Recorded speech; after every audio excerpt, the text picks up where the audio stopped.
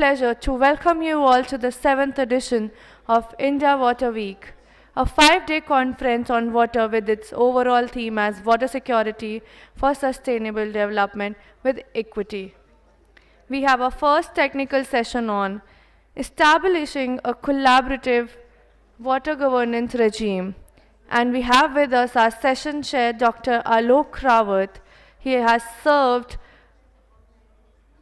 Sir has served as Director, Joint Secretary in Ministry of Defence and Ministry of Road Transport and Highways, Secretary UPSC, Secretary Coordination and Public Grievances in the Cabinet Secretary and Secretary in Ministry of Water Resources, River Development and Ganga Rejuvenation. Can we have a huge round of applause for our session chair, Shri Alok Rawat.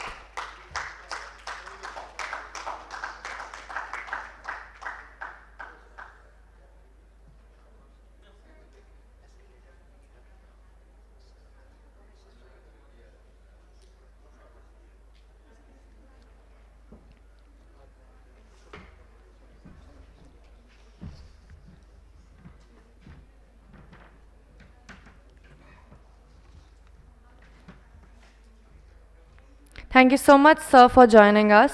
Our session co-chair, Dr. Shamla Kumar Sarkar, Senior Director, Water Resources, TERI. He will be joining us online. He's presently the Senior Director, Natural Resource and Climate. He's a doctorate in economics from the State University of New York, Stony Brook, New York. Dr. S.K. Sarkar is working as a Director, Water Resources Division, TERI since September 2014. Dr. Sarkar worked as a Secretary to the Government of India in the Ministry of Water Resources during 2013, in the Department of Personnel and Training during 2013 to 14 and 2007 to 2013, and Ministry of Finance Department of Economics Affairs during 1994 and 97. Can we please add Mr. Sarkar?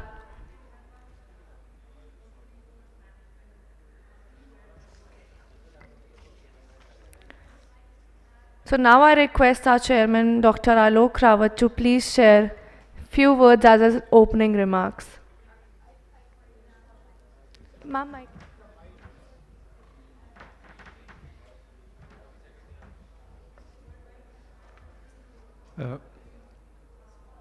Good morning to the distinguished audience, which may be a bit sparse in number as of now.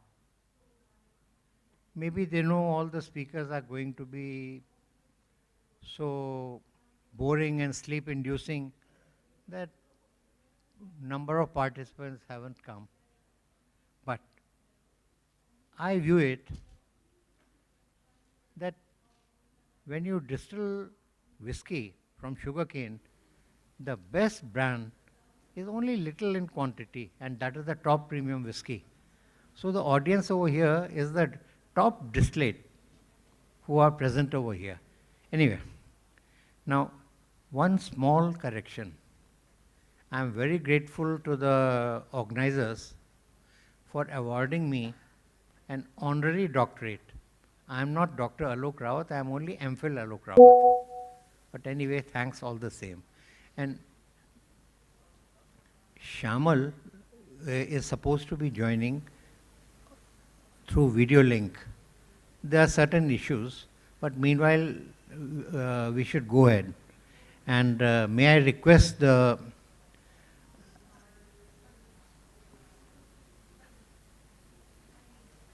Ma'am Perrine to invite the most distinguished gentleman. Sure, sir. So to begin with, I firstly would like to inform you that today we have back-to-back sessions, so I request all the presenters to please stick to the time limit. Each presenter will get 10 minutes each to present the paper.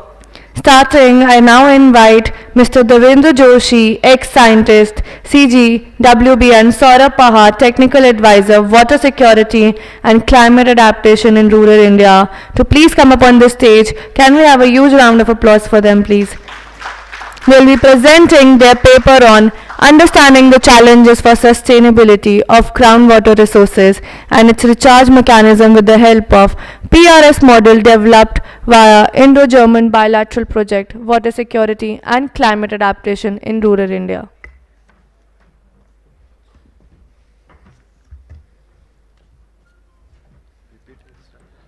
Thank you. So we start off now.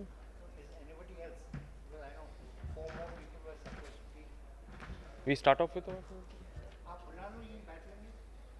Otherwise, if you start calling one after another, more time will be gone in coming up and walking this. This way you will save about 8 to 10 minutes. So I request all the presenters to please come up on the stage and join us. Mr. Gurunathan A, Program Leader, Dhan Foundation, Madurai, India. Mr. Amit Mishra, Vice President.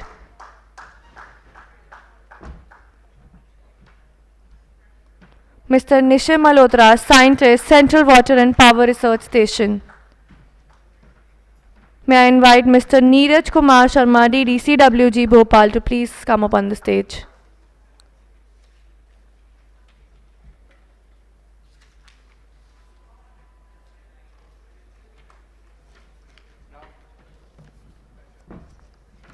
Let's start the session. As already mentioned over the podium, the time allotted is 10 minutes. 10 may go to 12 minutes, but please don't let the time go to 21 minutes. That's my request, because after 10 minutes, I'll be tapping on the table to remind that 2 minutes are left. Okay, our first learned speaker will be Sri Amit Mishra, Vice President of Vasar Labs, and the topic would be using the smart technology in the field of water governance, going from field to real time. Over to Sri Amit Mishra ji.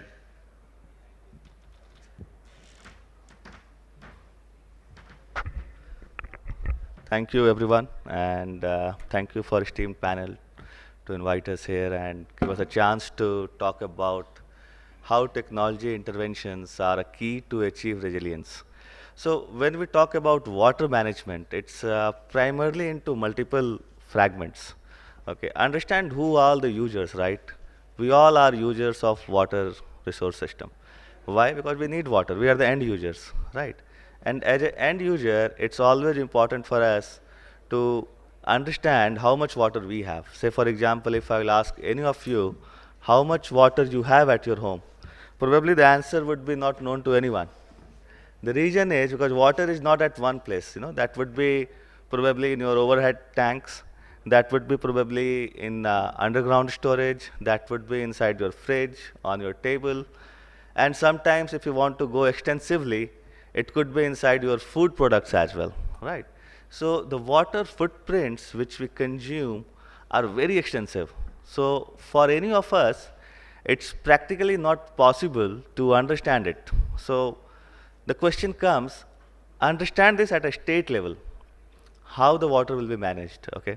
And now you understand how the water resource travels across multiple, steps towards starting from its origin to its end user, right? So if you see, I am in Delhi, so I will talk about river Ganga. So say Ganga starts from Himalayan regions, it receives water from snow melts, cross multiple states, then goes finally into Bay of Bengal, right? So between this journey, it receives water from snow, primary, then it receives water from rain, then it receives water which are used in irrigation, agriculture runoff, and ultimately it basically goes into the Bay of Bengal. Within this duration, it crosses multiple states, around 5 to 6 states, and all these states have their own claim of water because they also state owns the water. So just in perspective, I want to clarify that water resources are a state of and matter of a state. So they own the water. So what to do when the rivers are crossing the states? The traditional thing, what happens is a dispute, and we see in the news that there are many disputes coming on between the tribunals for different river basins. So now the problem is how you can basically tackle these things. And to tackle these things, the most important thing what we can do is to have one water resource information system which can help you. And as a Vassar Labs, we are working on the climate tech, which focus on bringing all the data together and help you achieve one unified water resource system which can help you out. May I have the slide controls? Can I have the slide controls? Okay.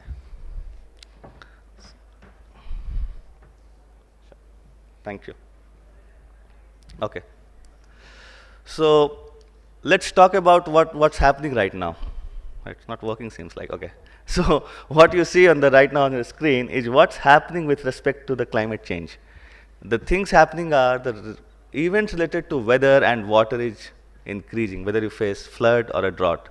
And that's why we say that water is everybody's business. All of us sitting here are related to water and have to do something with the water. And with respect to that, what exactly the stakeholders are distributed? Let's have a look. So the first level, if you see, they are the central water body. We already have people from central ministry here. So they are the one who are basically looking at this resources as a holistic thing, but they don't own it. Who owns it? It's owned by the state. So you see, there is a river basin organization, which the river has multiple estates, and a state organization if river flows and conclude within one estate. But they are also not owner of water. Who is the owner? Then it goes to functions. Okay. Now the functions can be your water resource department functions like distribution, municipality, agriculture, irrigation, your aquaculture, animal husbandry, industrial. All are the stakeholders of water. And then environment. All if you combine, then you understand that how much disputed system it is, because water resource is one. When the water resource you receive, it doesn't tells you who gonna get it. So it means you have to translate into different stakeholders as per their allocation, as per the demand, and then you have to conclude how the water resources will be distributed. And for that, the unified system is required. The region is, because citizens are at the core of the whole system, and it's ultimately operated by various machineries around it. Somewhere around 90 to 20 departments are basically working day and night to ensure that water supply are consistent. So now let's understand what technology can do. So technology can bring all of the data together via various systems like IoT, satellite, and once it does so, we have to achieve resilience. The reason is because once you know water, almost half of the sustainable development goals you are able to meet. So for that example, I will show you one system which is Andhra Pradesh Water Resource Information Management System right now displaying here. What it does, it brings all the data through sensor, through satellite, through hydrological models, and then puts it into one system so you know how much water you have right now. If you see on the top, you can see water available across a state. So you can see this water, how much they have right now. And once they know water, then they can distribute it. Let's go next. So what you have seen is the state volumes. Then let's talk about village. So village, they have to understand how much water they have for their irrigation. So it means they have to do the runoff, they have to understand their potential, they have to understand how much hydrological efficiency they can achieve, they can do the hydrological model. So this platform is a village volumes, which allows everybody to become a hydrologist. You don't need any knowledge. You go to platform, put your location, and you are done. Next is irrigation. See what happens in irrigation. So the project which you are seeing right now on the screen is Kaleshwaram Lift Irrigation Project. So here we have irrigation. So we are assessing demand from satellite, supply system through IoT, and then harmonizing the entire system to give one output, which is how much water is required at what place and how to deliver it. Now let's going next. This is irrigation efficiency. Once water is delivered, then you have to understand what actually happened, whether the field has got it or not. So you need to see water plus its efficiency. And then the next stage, okay. Sometimes it's getting stuck. Okay, next is the risk associated with water. When we have water, we have risk which is flood. So you have to understand risk at the higher level. So this is the river basin which you are seeing right now. Then you have to see at a specific location level, like what you are seeing is at Kochi airport right now. And then you also have to see at an individual property level. So what you are seeing right now at a one individual manufacturing unit level. So how the water will increase and decrease with respect to various changes. And if you want to protect it or you want to build a structure, how much that will be protected. So this is on the water risk side. With that, I will conclude my talk here within a limit of 10 minutes. I think I am on it. I think probably very much on time. So with that, I'll conclude that the technology, if we have, and if we are building a unified water resource information management and system, it not only just gives us an edge to manage the water resources better, but also it allows us to be transparent in terms of governance. So if everybody knows about how much water they have, how much they were entitled to, and how they are getting it, how the water is getting delivered to them, then whatever disputes we have today among different stakeholders in terms of industries, in terms of transboundary rivers, that can be concluded. And we can move toward resilience with a better irrigation efficiency, better distribution efficiency, and better planning at village level to make sure that our villages are sustainable. Thank you. Thank you so much, sir. I now invite Mr. Devendra Joshi, ex-scientist, CGWB, and Saurabh Pahari, Technical Advisor, Water Security and Climate Adaptation in Rural India, to please present. Thank you so much.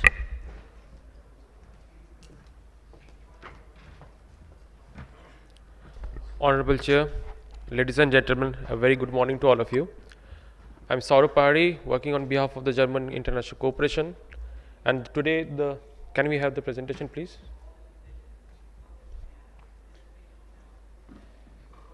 And the slide change also. And slide changes also. Oh, thank you. Okay, by the time it comes in, so the model that we are going to present here today jointly along with Mr. Devendra Joshi, this is a model which has been developed or conceived from one of the pilot projects of GIZ India and Ministry of Rural Development. That's a bilateral cooperation project, namely water security and climate adaptation in rural India. So the model that has been developed, the entire workshop is on that water security, but basically on how groundwater resources, the most important resources, how we can institutionalize this particular model with the Ministry of Rural Development, towards which a pilot was undertaken in the state of Madhya Pradesh, followed which it was scaled up in the entire state of Madhya Pradesh, and now it's going to be replicated along with the Ministry of Rural Development also. So the entire process of institutionalizing, conceiving these processes would be explained, now being taken up by Mr. Devendra Joshi. Handing over to him. Thank you.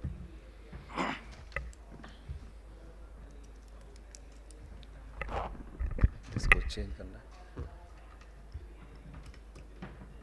मैं देवेंद्र जोशी हूँ. I am Devendra Joshi, scientist of Central Government Board. With my experience and working in the two model studies in Balwani and Tikamgarh, we could produce the one innovative approach in the form of PRS model. So nation has faced water stress problem in hard rock terrains. Most of the rivers getting dry are seasonal rivers, and for this condition we need to have to flow the water in the river. We must to understand the concept of watershed. When we talk about the watershed, we are confined to the quantum of runoff in the watershed area, and we are estimating the runoff. So more important aspect of the planning is we have to understand the concept of watershed in terms of their functional mechanism of the watershed would be the PRS model. These PRS models means we have to understand the percolation zone, percolation area, and we have to understand the recharge area, and third one is a retardation. These three things has to be understood in proper way and proper location, proper zoning. So what are the challenges we could understand in terms of facing the water crisis? First is that we have to formulate a sustainable management plan. CW has given the base for the aquifer mapping, groundwater management intervention. In our work, we have formulated this sustainable management plan to the Gram Panchayat level, so that we can understand that how much need of the village area is to be fulfilled through the recharge potential or percolation. And the important challenges is the feasible intercept of the different parameters of the PRS model. These are the different parameters: geospatial, parameters and is a groundwater management, aquifer mapping concept. This has to be emerged and merge into the output in the form of aspect relationships. Say, if you want to have the geomorphology and percolation gen, you should have at least a lithological characteristic, the characteristic of the rock behavior at the particular zone. So we have to understand these challenges, and the ultimate, we wanted to have the design of the intervention plan. So for that we need to have the seasonal post-monsoon water level. Always this seasonal post-monsoon water level has to be understood in respect of the area of watershed area, in the recharge worthy areas. We have to understand this seasonal water level fluctuation with the intercept of the aquifers, so that with the variation of the in the area and the vertical variation of the seasonal fluctuation, that gives the interpreted form of the how much potential is available in the subsurface stadium to have the recharge condition for the area. This is all about and we have made this, we have implemented this PRS model in the two granite terrain, and another one is a basalt. So you can see this one micro watershed we have planned for the Harpal is north of the Chhatarpur district in Bundelkhand region, where Harpalpur facing the water crisis since more than 45 years. With this PRS model, you can see this, the one quadriv is passing through the granitic terrain that develop the hydrothermal activity and form the weathered zone of the granite, and we have traced this thickness of the weathered granite, and it has a correlation with the lineaments of the area that has given the wonderful result within one season. Very important, because whatever we pour in the granitic area, the important aspect of the granite in India is the thickness of the weathered zone. If you understand properly the thickness, it should have more than 5 meter thickness, then recharge potential can be developed in the area. We have constructed 3 important intervention plan. One is the groundwater tamming, exactly at the slope of the paddy bed in the form of a small basin with the recharge shaft that has given impact on the more than 7 to 8 kilometer, and the total watershed area has given an impact of more than 950 hectare area. That means if you have planned properly in the planned manner, you will get the success of the saturation of the system. This result has, you can enumerate in the form of land use pattern. Even you can have the changes in the land use within 1 year, and all the duct well has written the water, all the duct well have been written, and you can understand that it's so difficult this terrain. So we have to understand the declining zones and its relation with the land of the area. Next. This is another example of the basalt. Basalt has to be understood in the form of basaltic interflow contact. Normal condition in normal practice in the nation, nobody is considering the interflow contact that gives the aquifer contact of the basalt. So we have mapped through PRS model this. You can see that the top of this watershed we have got the hatching of the vesicular contact is the disposition of this aquifer, and it has a thickness of more than 22 or 23 meter. Different flow contact has been enumerated in this manner. You can understand that this flow has a major role in the saturation, sustainability and security of the water in the watershed area.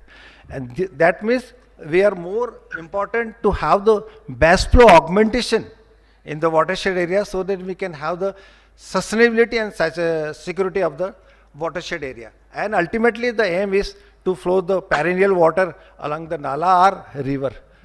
This watershed has resulted for the volume of the 4.5 meter runoff water, and you see this, we have just some 5 to 10 structures, percolation tanks, recharge shaft and the duct well recharge.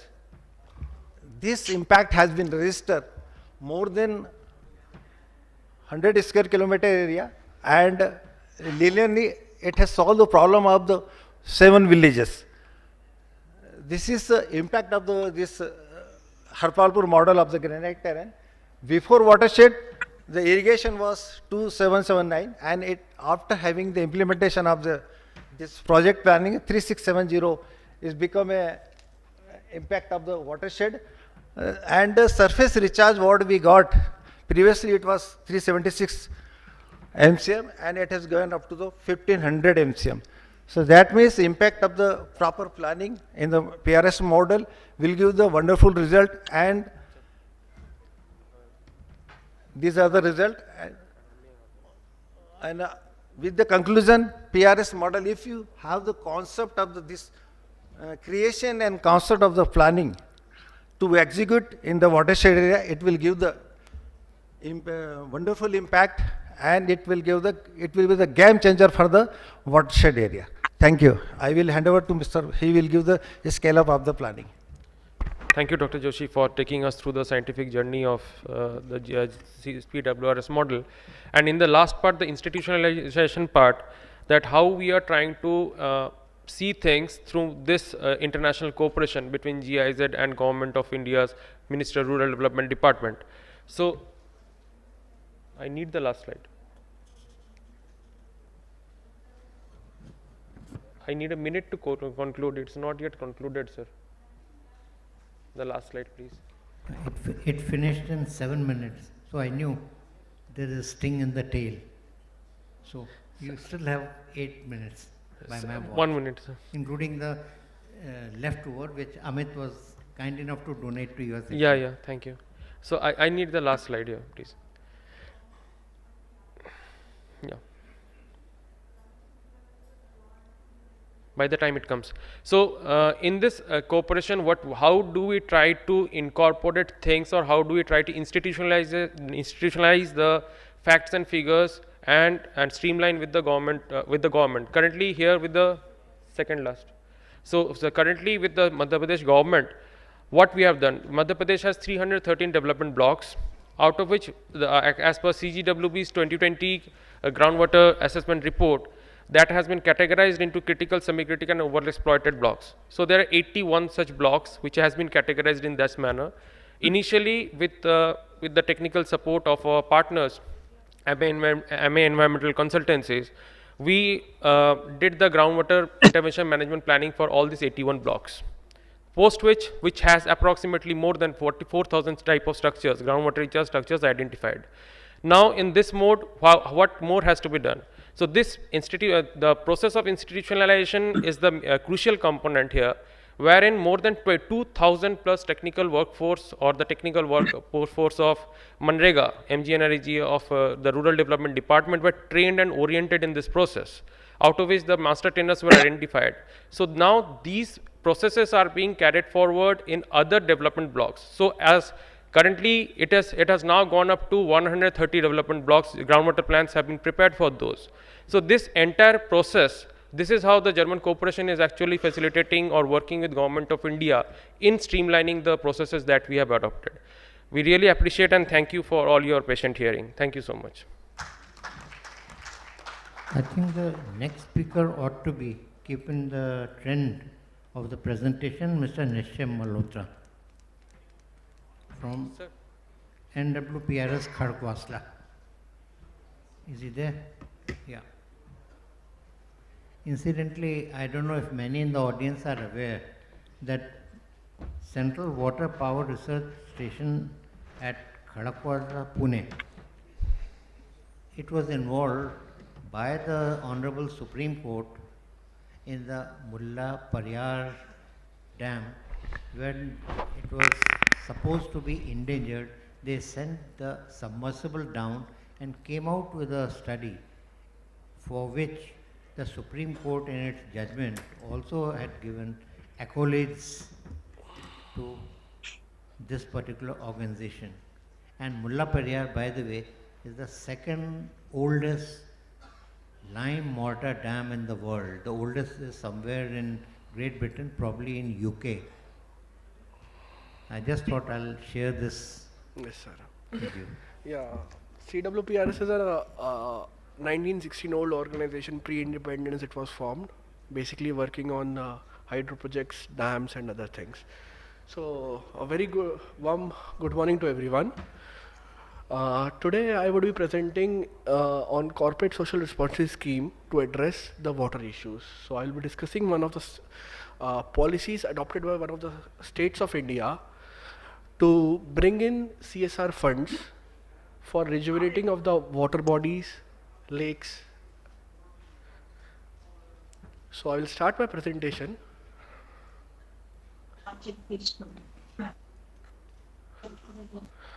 So, as we are well aware कि water scarcity is a global challenge. We have 18% of the world population, but only 4% of the water resource available. Our water table is going day by day down, and there's an intense scarcity. So we need some fundings projects for basically solving these issues. So there's a scheme called corporate social responsibility. So this fund is basically whatever companies which are working in India are governed by Indian Company Act. So any company whose turnover is basically above 1,000 1,000 crores and having a net worth of more than 500 crores has to dedicatedly spend 2% of the net profit on CSR sectors. These are basically education, sports, livelihood, different heads like health, environment, animal welfare. So anything they can spend on, so basically they have to spend 2% of the net profit every year.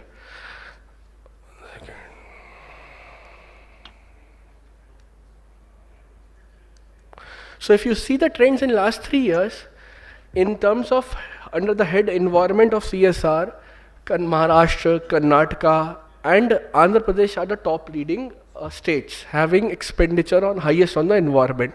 But if you do further detailed analysis, Karnataka is approximately spending 12% to 14% on the environmental sector, whereas national average is somewhere between 7 to 8%.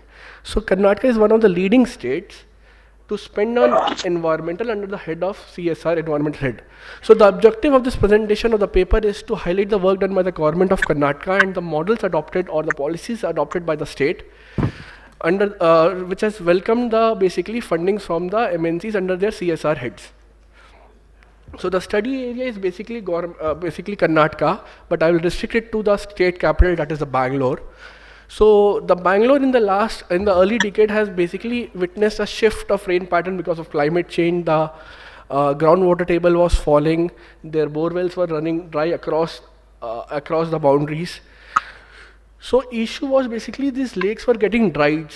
They have around 210 lakes under basically different custodians. So what was the solution to it? So basically the state has framed some policies which has welcomed the funds from the companies and they have tapped successfully the CSR funds. So they have adopted two models. The one model is basically citizen group model and the other one is corporate model. This I will be discussing further in detail. The first model is basically where citizens come together and they bring the CSR fund. So there is a lake nearby, they will have some residents, they will come together, they will form a trust. This trust will approach the urban local body who's responsible for maintaining the lake. So once they approach, they will enter into a MOU with this or memorandum of understanding to maintain the lakes, for which further they will approach different people, community or institution to bring the CSR fund. This model has been successfully functioning in the state since 2011. Just to give a glimpse, MAPSES is maintaining Saulkere, Kaigondahalli, Amblapura, Harul Lake. Puthaneli Lake is being maintained by Puthaneli Lake State. So this model is very successful since 2011. The other model is basically corporate based model, where government of Karnataka will approach corporates. They will enter into a 4-party agreement. The first party will be revenue department, the second party will be the custodian of the lake, the third party will be the Karnataka Lake Conservation Development Authority, who is responsible for maintaining all the lakes of the state. Then the fourth party will be the corporate industry who is taking up this lake rejuvenation. By this, they were able to tap much more CSR funds. Just to give a glimpse, Bharat Electronics Limited have funded around 13.5 crore for rejuvenating our Dodbam Sandara Lake. We have Titan company which have funded around 12 crore for maintaining Veer Sandara Lake. Then we have many other like Wipro, HP, Qualcomm, GE. Biocon has taken some 2 of the lakes. So this model is also very successful. So these 2 models are like, if it's replicated across the country, this models are restricted to the states only, states of Karnataka. So if it is replicated across the India by different states, funding can be brought under CSR for the rejuvenation of the water bodies or lakes. So this is a win-win situation for all the stakeholders, be it government, be it society, be it corporates. Both citizen and corporate model has worked successfully. These models need to be replicated at the national level to solve the water crisis and management issue. With this, I will conclude. Thank you. Nishchay, now in summing up, I'm going to ask you about a couple of lakes in Karnataka, the dry bodies in Yes, the sir. Hassan district. Not now, at the end of the summing up. Oh, And second is, I would also be asking about your viewpoint about the old-fashioned water bodies in the driest parts of the country, in let's say Gujarat, Saurashtra and Rajasthan and western Madhya Pradesh, in the backdrop of the Radhesham Julania initiative, which has drawn acclaim at even the Stockholm World Water Week summits. So that will give you time to, think about it. Now, the next speaker would be, I think, a colleague from CWC, Neeraj Kumar Sharma. Release of Central Assistance, AIBP and CAT-WM. Now, with my limited knowledge of the water resources sector, I would say this particular thing is the most difficult politically charged issue. It's, sometimes on one extreme it becomes water everywhere and not a drop of drink, and on the other it becomes, in Hindi they say, ek anar so bimar. So it's a trade-off between the two. And mind you, anybody who handles this portfolio at whatever level, in CWC or in the ministry, उनके सिर के बाल उड़ जाते हैं. They lose a lot of hair. I think with these light-hearted remarks, over to you for the next session. Mr. Chairman. Yes, sir. So good morning to all of you. My name is Neeraj Kumar Sharma. So in this session 8, in which there is a collaboration of a water governance regime. So here I thought it is better to represent how the government of India immensely contribute in ensuring food security of nation. So through providing the aid to the state governments. So my topic is in which how the CA release been given to the state governments. So I have taken one case study. So these are the central sponsor schemes. We know AIBP and CAT-WM, and in 2015 Honorable Prime Minister launched PMKSY scheme, under which there are two components, AIBP and then Har Khet Ko Pani. Under Har Khet Ko Pani, there are 4 components, in which CAT-WM is one of them, and it comprises of surface managed schemes, RRR of water bodies, and also the groundwater development. So my focus is on AIBP and CAT-WM right now. Basically, AIBP is we are creating the irrigation potential, and CAT-WM is means we are how to utilize that created irrigation potential. So under PMKSY, these schemes we are providing central assistance through LTA fund, long-term irrigation fund, and guidelines are properly published by our department. For AIBP, these are the latest guidelines issued in February 2022. Here, the point is that up to the 20% escalation, there is no problem, provided there is no change in the scope of work. But beyond 20%, if go, then we will go for the FTPC, that is fast track performa clearance. So this case study which I have taken, it includes this one.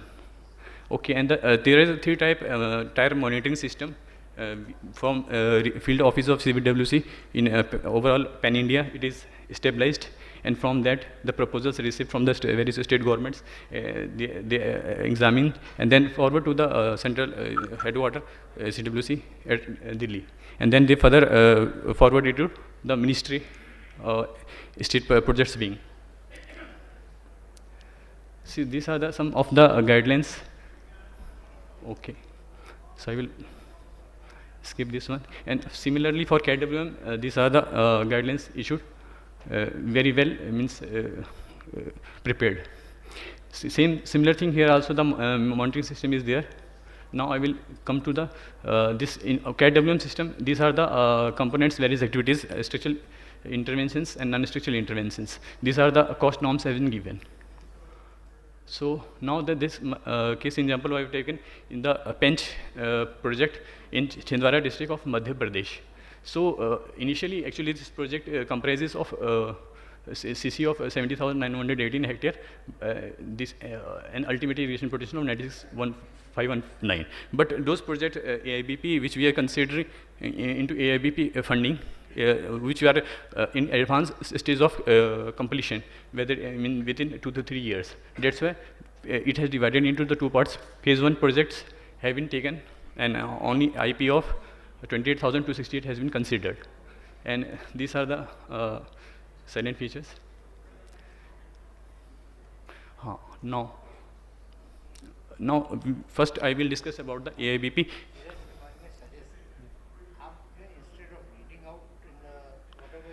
Okay. Just flag the thing which you want the audience to Okay, right, sir. ask questions or to increase their knowledge.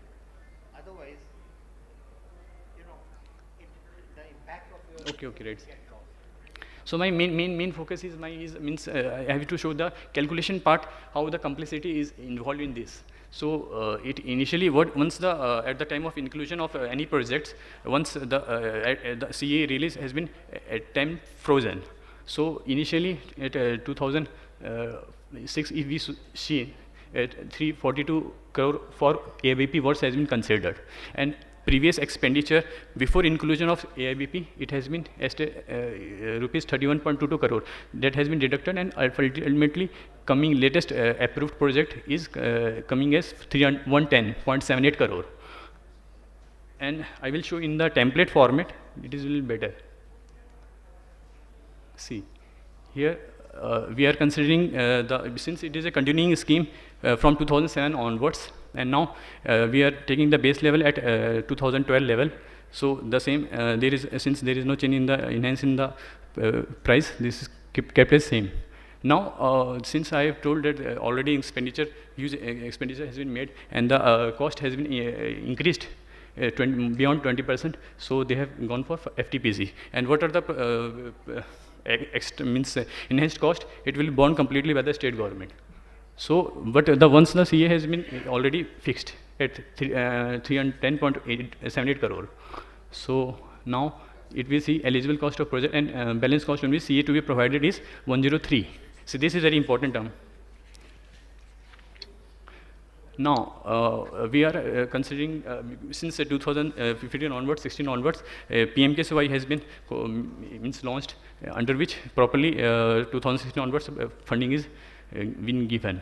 So we are considering at 1/4/2012 price level, and then now since this is not in a special category states where 90% central share is being given, and it also does not come under the drought prone area where the 60% share is given. Since it is a normal category state, so 25% we have taken. So if we see 25% is English, and accordingly point number 16, balance CA to be provided after 2015 is multiplied by that percentage. Next. Okay. So similarly, for various years we are calculating, and now 2016 onwards we have also come to the conclusion that it remains as same 25.989. So this is huge calculation involved, and on the right extreme side I have given the formulas. And maximum means we are all with the proposal, the expenditure statements we have means based on the this CA is released based on the physical and financial progress. So how the means how much expenditure has been incurred during the years, and now CA released. This has been shown. So ultimately, eligible CA coming for is 10.51 crore, and also on the basis of budget provisions, it came out same. So this proposal we have provided, and some observation has been raised by PMO, which we have complied. Ultimately, final outcome is that SPR being, when it comes to the ministry, then they observed that what are the 10.49 crore, though it is means not been released in March, it got released in the April.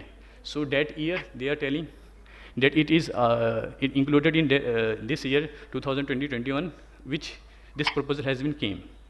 So they are, if I will show in this expenditure detail. See, 2019-20, it is written. CA release 2019-20 last one 10.49. Actually, it is not released in up to March 2020. It is released in the April 2021. So that's why they are telling this proposal already means released in 2021. So it will not be considered. So this has been completely returned, and state government has been conveyed. Now I will come to the CAT-WM part. This is also a very important part. Since I have told that this is a very big project, so based on the because CAT-WM has been taken after in parallel with the AIBP program, that in parallel it should be completed with a lag of 1 or 2 years. So this has been the CC has been considered as 22 CC68. It is on the basis of the CCA. So all the performance are there: physical, financial, MEU, checklist, or list formulas are there. This also a huge complexities is there. In this, various activities has been shown total, and how much has been completed. Actually, in structural component, various field channels, land leveling and micro irrigation, mandatory for 10% in the command area should be there. And these are the structural parts. And now, when coming to the non-structural part, that water use association and other things are involved. So this, based on the data, what were the physical and financial progress we have provided these. And functional grant and infrastructure grants, water user association, ensuring that the equitable distribution of water should be going through Varavandi system, that is rotation of supplies. So this training component, and then, so finally, this eligibility has been completed as 73 lakhs. And now these are screenshots of the, because online systems is there, MIS system, management information system, based on the budget provisions and other things, utilization certificate, it's calculated on the cost norms. So this I'm showing, and finally, the clarification has been raised. Yet it is SPR being has CAT-WM being, they are analyzed that 73 lakhs, it has enhanced to 91.5 lakhs. So the we have replied that it has been considered because non-accounting of 30 lakhs, which we have already provided in access CA released. So, and also the pre-filled figures of utilization in MS portal. So final outcome is that finally they have released the 30 lakhs. So thank you very much. Mr. Chairman, Dheeraj gave a very detailed technical presentation. So I'd just like to mention, one of the problems that he didn't mention was the presence of tigers in the nearby tiger reserve, and the objections from certain quarters about disturbing the topography and terrain of that area, so that the honorable tigers of that area don't get disturbed. Thank you. Now, finally, we come to the last speaker, and that would be like the dessert on the presentation.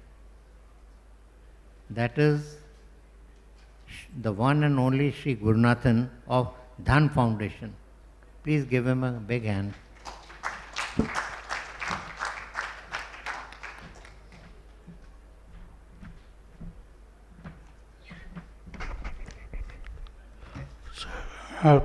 Dr. Alokji, Honorable Chair, the co-presidents on the dais, and the respected delegates of the dais.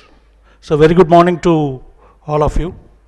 At the first outset, I thank the organizers of India Water Week for giving me an opportunity to present an action research project carried out by Dhan Foundation in India. It is a South Asia regional capacity building project funded by US Department of States and Caritas Switzerland.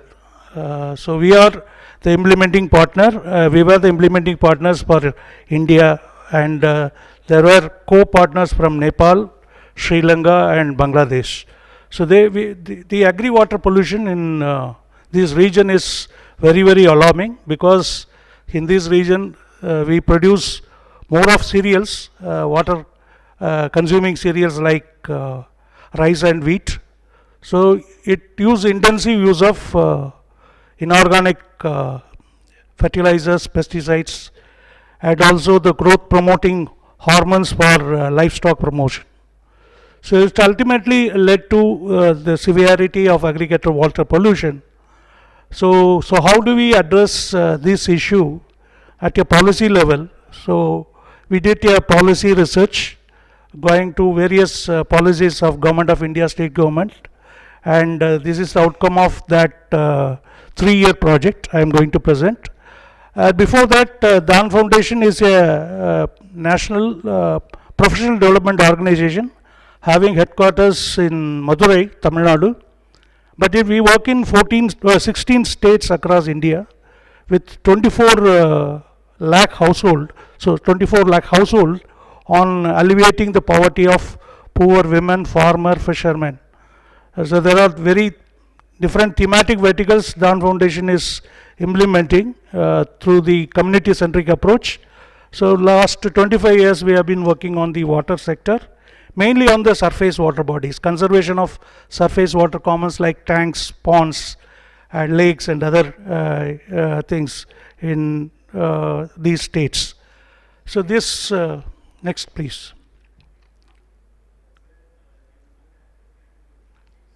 So can you change? Yeah, as I said, the India, nearly about 55% of land mass in India is used for agriculture purpose, and and as per the groundwater, Central Groundwater Board assessment, nearly about 70% of the surface and groundwater is contaminated. Mainly when we talk about agri-water pollution, it is on the nitrate, the quantum of nitrate present in the groundwater, and how does it create harmful for the environment. Next please. So these are all some of the trends over these years, because one of these cause for overdose of fertilizers is our government populist measures of subsidies, fertilizer subsidies, and that also made the farmers to use more of overdose of inorganic fertilizers with nitrogen and phosphorus fertilizers. So which any excess use of excess application of fertilizers, both nitrogen and phosphorus, ultimately get leached into groundwater, and it accumulates, and the level of the nitrate and phosphate and other contamination is on the rise. So these are all some of the data over from 2011 to 2017. The data shows there is alarmingly the usage is going up. Because on the one side people may argue second highly populated nation in the world need to secure food security for its population. So the ultimate agriculture productivity is a major concern. So whatever maybe you produce, whether you use it more of fertilizers or pesticides, ultimately the food security is at the top of the agenda. But if you see the paradigm, the costs ultimately on the negative impact on the environmental side is what major worry. So we went through the various policies, because as far as the water is, as per constitution, it is in the state list. It is not a part of concurrent list. So many time, so the issue is in whose, whether it is in the arms of state government or it is in the central government. There are also various ministries, I mean within the Jal Shakti, there are various divisions, Central Water Commission, and so many agencies are attributing to particular issues of water resource management, the resource management plan. So how are we going to address these as a policy level? So that is where we go through, though we all of you are aware about national water policy, where there is one clause we says is a polluter pays concept, and Central Pollution Control Board is the regulator of the pollution in water bodies. Mainly they monitor the pollution at the river level, and also the outlet non-point and point solution of most of the industries, effluent and other things. That is where, but on the farm level and other things, the pollution is not being monitored, whether it is a non-point source pollution or point source pollution. So that is how this, in a policy level, how will we address this? Next please. Next please. So the policies, when we go through this, these are all some of the gaps. One is the water ownership. As I said, water it's a state subject. Who will own it, the issue, whether it is state or central. And the water availability is another issue, wherein the people excessive use of water, and then ultimately, as I said, the subsidies and other populist measures of government encourage farmers to use overdose, and which ultimately result in water pollution. And there is no policy framework to control both conjunctive use of surface and groundwater. Because it's a water right, again, it's whoever is owning a piece of land, so water below the land belongs to them, because by nature of the proprietary rights, so water is owned by the person who is owning the piece of land. So extensive over unscrupulous pumping of surface water and result in lot of deposition of this pollutant on the soil, and the soil fertility is coming down, and the production comes down. It's a vicious circle. Once the production comes down, the application or overdose goes up. It's more like a vicious circle. And again, for this thing like an ad hoc resource allocation for the entire integrated perspective of water management, the ad hoc resource allocation by both central and state, and how do you monitor this whole as an institutional structures besides Central Pollution Water Control Board on this issue is also the important policy gaps which need to be addressed. Next please. Next, we did some 2-3 field pilots for 2 years.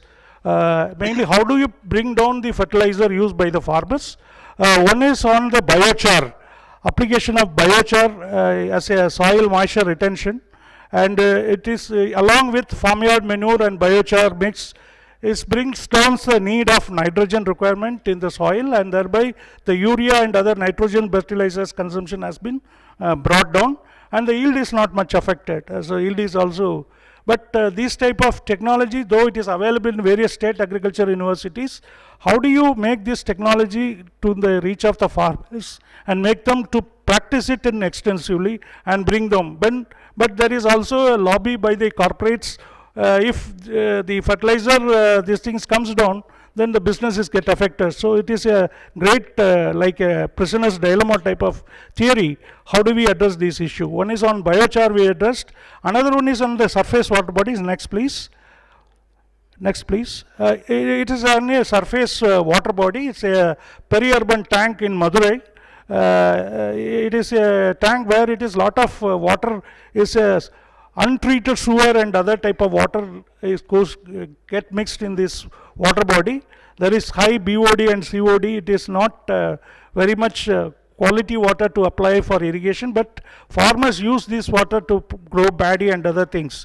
So we use the floating wetland system and biowells and other type of technologies to reduce the pollutant load in the surface water, and thereby the quality of water, groundwater is also the level of POD and COD in the wells adjoining the tanks, it is also brought down.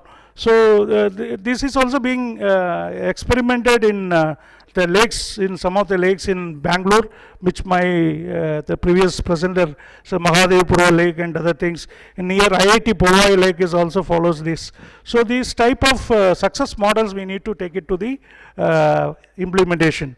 So ultimately this research, this thing we recommended a policy, integrated water policy, which addresses a separate or additional section for agri-water pollution, either in a national agriculture policy or national water policy should include a policy recommendation where the rational nitrogen application should be encouraged, and especially the soil health card and other things government agriculture department is giving, but that has to be rationalized, and everyone should test the soil, and they should get a recommended usage of the inorganic fertilizers, and then they have to. So there should be some sort of a value chain mechanisms so that this nitrogen application gets reduced. And similarly, when you increase the vegetation cover, so that also reduces, it fixes the nitrogen into the soil, and the nitrogen need is getting down.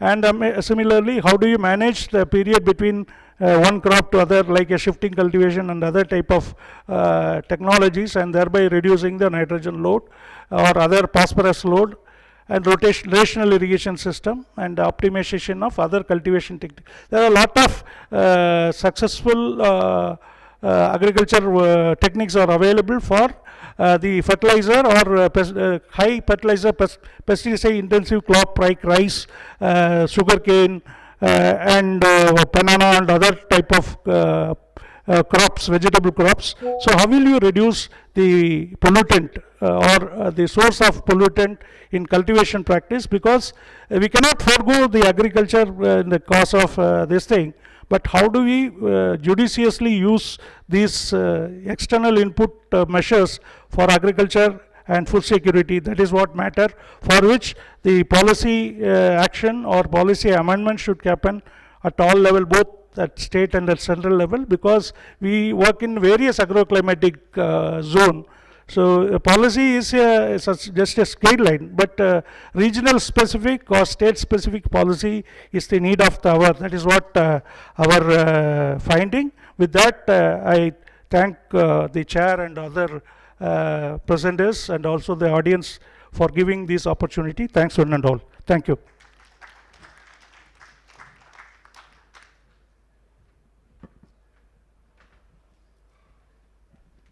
Mr. Chairman, Hello. Now, we Mr. still have Chairman. got 12 minutes left in the session. There are two ways to utilize it. One is the question and answer session followed by summing up by the chair. The second option is summing up by the chair followed by the question and answer session. Because yesterday and day before, I know a number of sessions where the time margin was overshot, and the result was the participants were deprived of their cup of tea. So you won't like that to happen. So what I'll do is, give me about 2 to 3 minutes.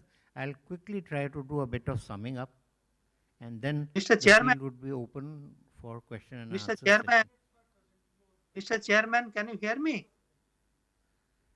Mr. Uh, Chairman, 2.5 minutes for moment of presentation. Okay, let's compromise. Mr. Okay, Chairman, one can you hear point. me? See, we are having the water conclave, and the paradigm is water security, be it availability of water, be it sharing of water, be it better utilization of water, be it water collaborative approach, or it can be even the governance of the water. But the root of this is the security. See, when we were students, or at least when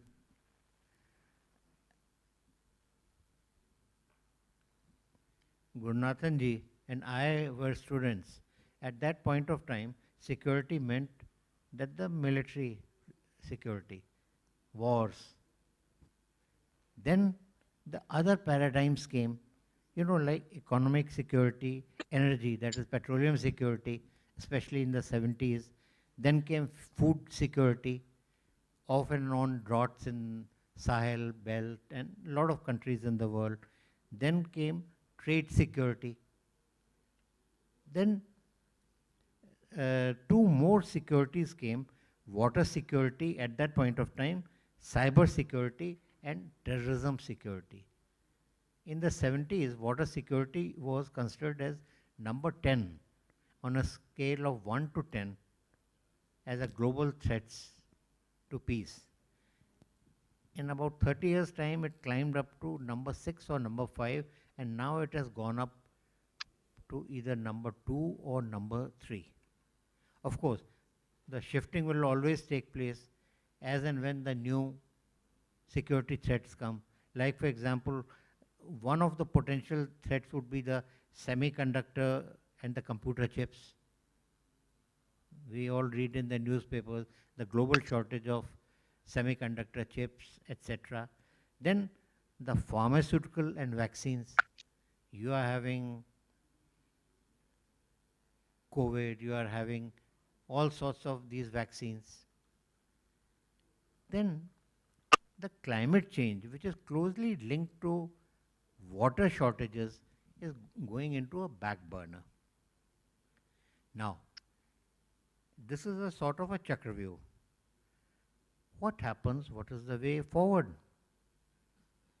Like one of the speakers in yesterday's one of the presentations, he mentioned that better usage of saline water. But then the technology is very, very expensive. Improvements are taking place. But although in our country, we are much above the Falcon mark, the benchmark of the per capita annual availability, we are below, but not all that below. But that is the technology in our context is more suited for like what happened in the Minsar Basin River project. That is erosion of seawater into the freshwater aquifers. There is on Google, you do it. Those who are interested can find out the success. I am told in about 5 years' time, the freshwater levels went up, the salines went down in most of the basin area. Then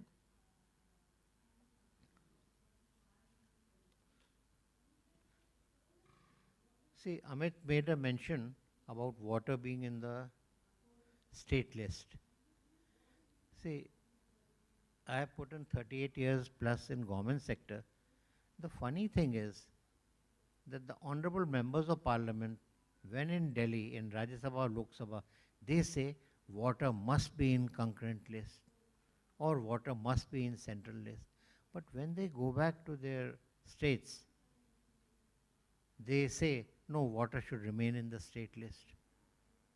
It's a conundrum. I mean, think about it.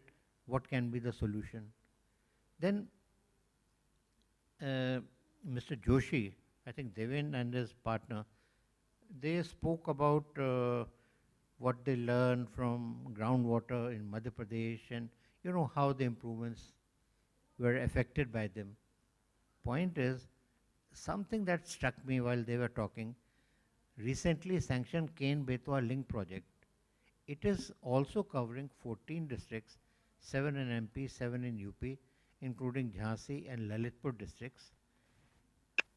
In 4 years' time, the linkage hopefully should be completed.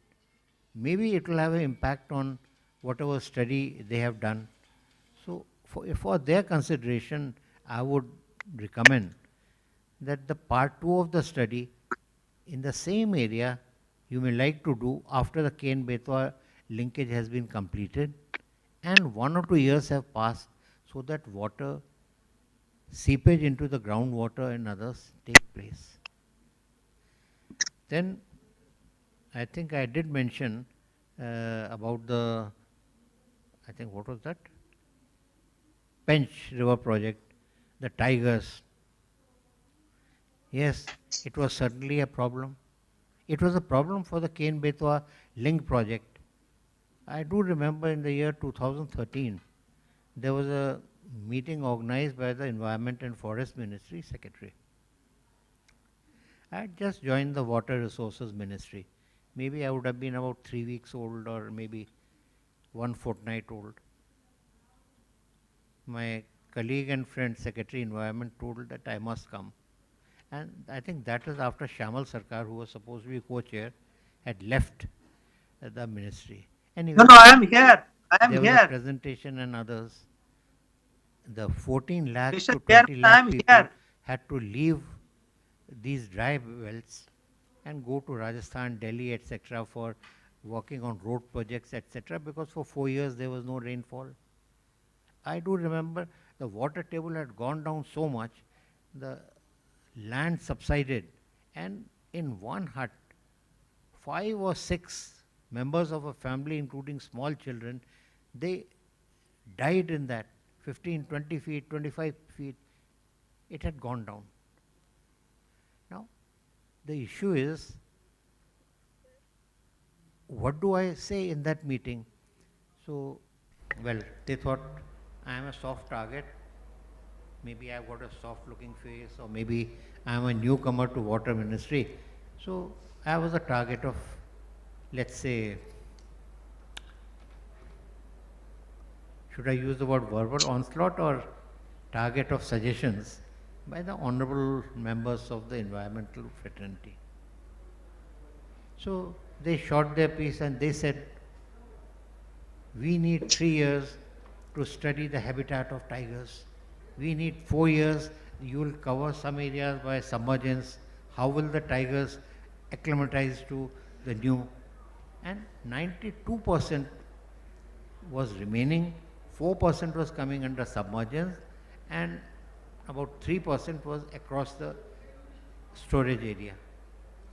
So in my innocence, I said, Baba, all the tigers I know, at least in Sundarbans, they only climb up the trees to sleep. All the other time they are swimming in river. So I was told, these are not Sundarban tigers, these are white tigers or pink or blue or whatever it is color. What is your solution? And there are 3 of them. Now what solution? So my solution was, sir, my ministry will provide them with 3 motorboats. It will provide them with diesel, petrol, whatever fuel is required. It will provide the boatman. The tiger just has to come to his motorboat, ask the boatman to take them across to the water body to the other part and bring it back. So half of them started laughing, environmentalists. So I said, but one condition, you'll also have to do one thing. Bataiye. I said, you'll have to take life insurance for the 3 boatmen if the tiger decides to eat them up. About 90% of the people, they laughed and laughed, but 10% said, you people think it's a joke, and all that. Now, this background I am citing, when the present government took over in Delhi, way back in 2014, 12 days after that, the session started with 4 ministries, 5 ministries, secretaries being called to by the Prime Minister, give a 10-minute presentation, and then question and answer session.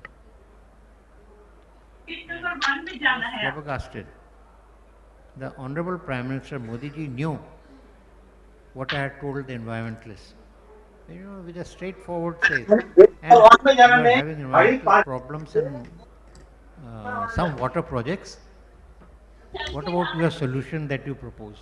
I knew that Prime Minister knew, but in the next sentence, he spoke about the Minsar River Basin project, which was in the second stage out of its 4 years. This thing. He told me that you studied that also. It is preliminary results are good. Of course, I studied, and the results are good for the coastal aquifer. So, point is that it is a collaborative approach between the elected representatives of the people, the panchayats, the engineers, the technocrats, the bureaucracy, the media, and whatnots. Lastly, I need not say anything about Dhan Foundation because I don't know what to say. We see the sun outside. We don't describe the sun. Sun is well known. So is Dhan Foundation known to everybody. But one point I would like to flag. See, one point was made that the excess use of water and the fertilizers, it causes damage. We have heard in Punjab and Ropar and some areas above this has happened. But surprisingly, about 10 years back, one delegation from our country had gone across the border into Pakistan. In the lower echelons of the Indus River Basin, Sindh Nadi Basin, in southern Punjab and upper Sindh, they found that due to excessive fertilizers and excess water, Usar, Ray, you know the white thing, it had leached and the productivity has nosedived. It's there. The satellite pictures also confirm. So we have to be aware. And I think my 2.5 minutes have become, I was watching my ghadi, it has become more like, no, Yeah, it the becomes time. 7 minutes.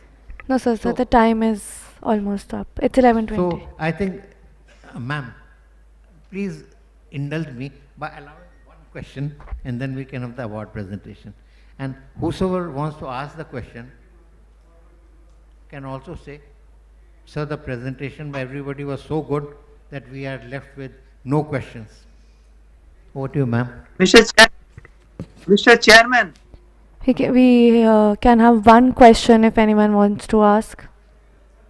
Mr. Chairman, I have one question. I think, sir, the presentations were really insightful and everyone enjoyed, listening to all the presenters. So now I request Mr. N. Mukherjee, Director, Project Appraisal South, CWG, to please come up on the stage to present the mementos to our distinguished Chair, Dr. Alok.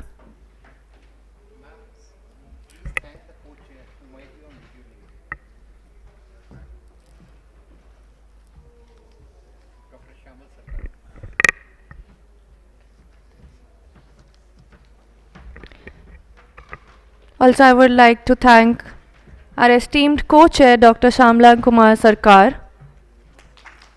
Yeah, I am here. I am here.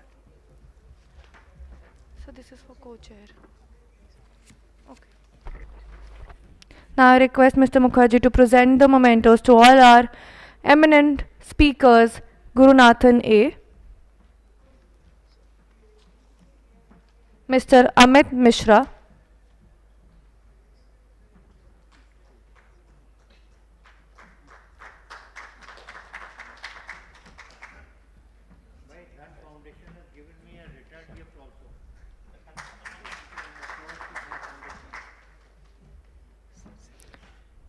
Mr. Sanjay Marwa, Mr. Amit Mishra,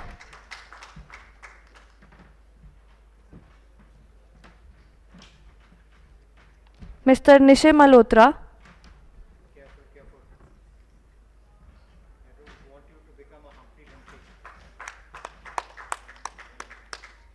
Mr. Devendra Joshi,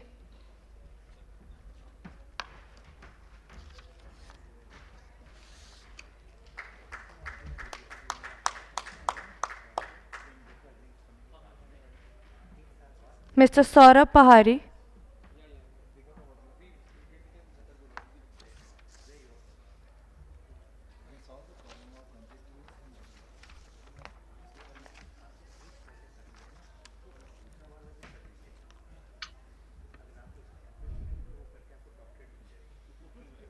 and Mr. Neeraj Kumar Sharma.